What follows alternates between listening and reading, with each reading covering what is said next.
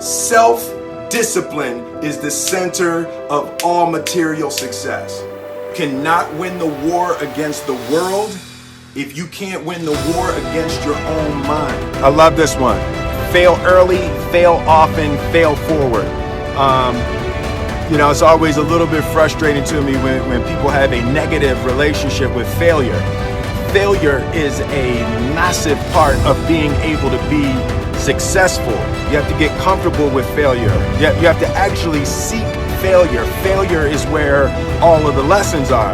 When you go to the gym and you work out, you're actually seeking failure. You want to take your muscles to the point where you get to failure, because that's where the adaptation is. That's where growth is. Successful people fail a lot. They fail a whole lot more than they succeed, but they extract the lessons from the failure and they use that, the energy, and they use the wisdom to come around to the next phase of success. You gotta take a shot. You have to live at the edge of your capabilities.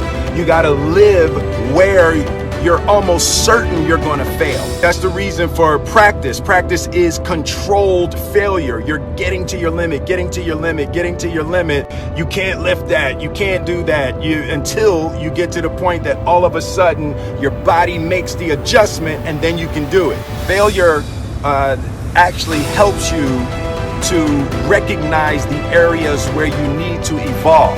So fail early, fail often, fail forward. So a dude screamed to me the other night, "Hey Will, I want to be an actor, man. I want to be an actor just like you." I think people say stuff to me like that. I'm like, "Yeah, man, you do this." Give them an encouraging word.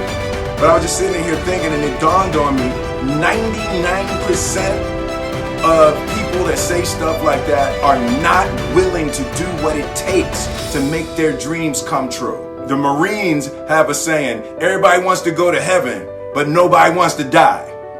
And that's just real. At the center of bringing any dream into fruition is self-discipline. Something as simple as food and eating. It's not about your body as much as it is about your mind. It's getting command of your mind to be able to choose actions that are in your own best interest. Every day, we are choosing shit that's not in our own best interest. Right? So if the world is attacking you and the world wants to fight you and the world's trying to hold you down, so you're going to kick yourself in the balls? So you're going to stop yourself from getting what you dream. Self-discipline is the center of all material success.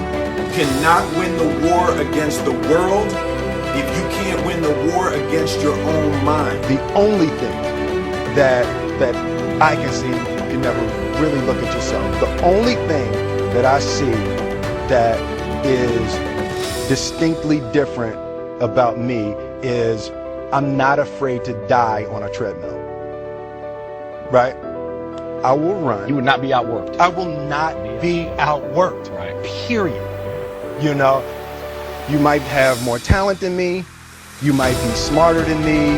You might be sexier than me. You might be all of those things. You got it on me in 9 categories.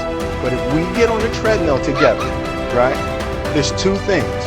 You're getting off first, or I'm going to die. It's really that simple, right? So let's go back to the question about what if people block me out. There's going to be 2 options. I'm going to get back in, or I'm going to be dead, right? It's like, you're not going to outwork me. It's such a simple, basic concept. It's the guy who is willing to hustle the most is going to be the guy that just gets that loose ball. He got 2. He grabbed that one. That was going to be out of bounds, but he saved it back in. It's like the commodity that I see the majority of people who aren't getting the places they want or aren't achieving the things that they want in this business is strictly based on hustle. It's strictly based on being outworked. It's strictly based on missing crucial opportunities. I say all the time, if you stay ready, you ain't got to get ready. I believe that self-discipline is the definition of self-love.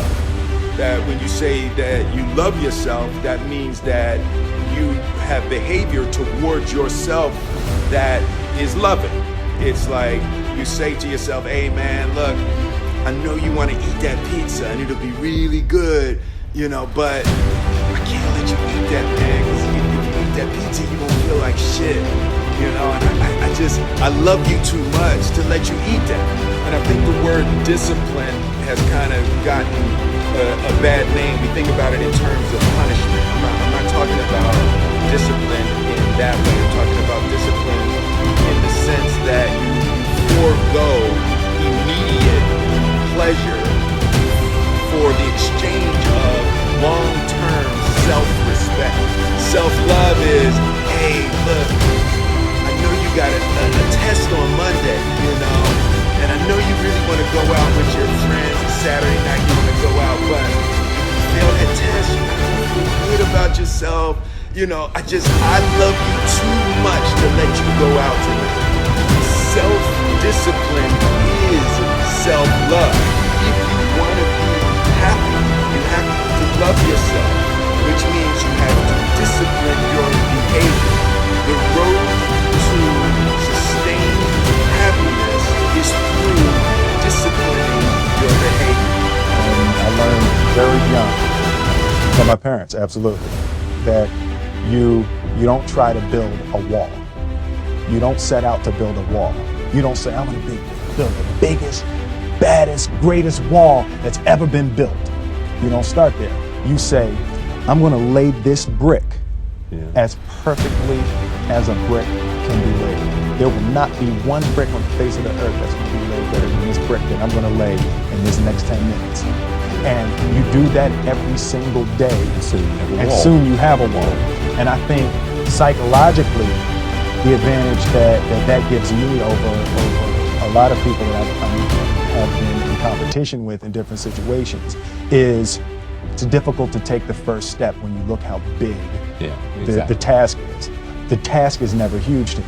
It's always one brick. Me too. Greatness is not this wonderful, esoteric, elusive, God-like feature that only the special among us will ever taste.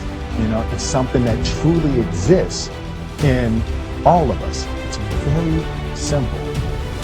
This is what I believe, and I'm willing to die for it. Period. It's that simple. I know who I am, I know what I believe. I know who I am, I know what I believe. That's all I need to know. And that's all I need to know. So from there, you do what you need to do.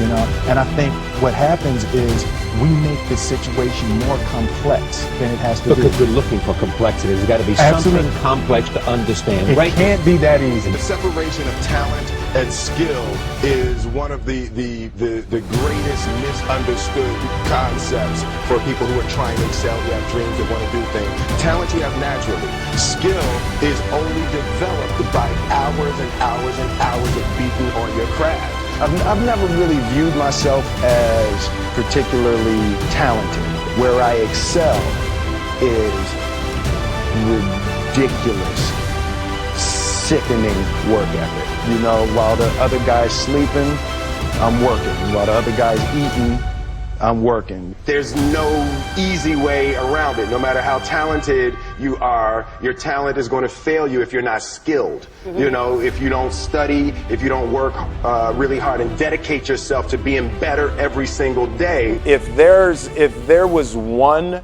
concept that I would suggest to people to take a daily confrontation with, is blissful experience of your life.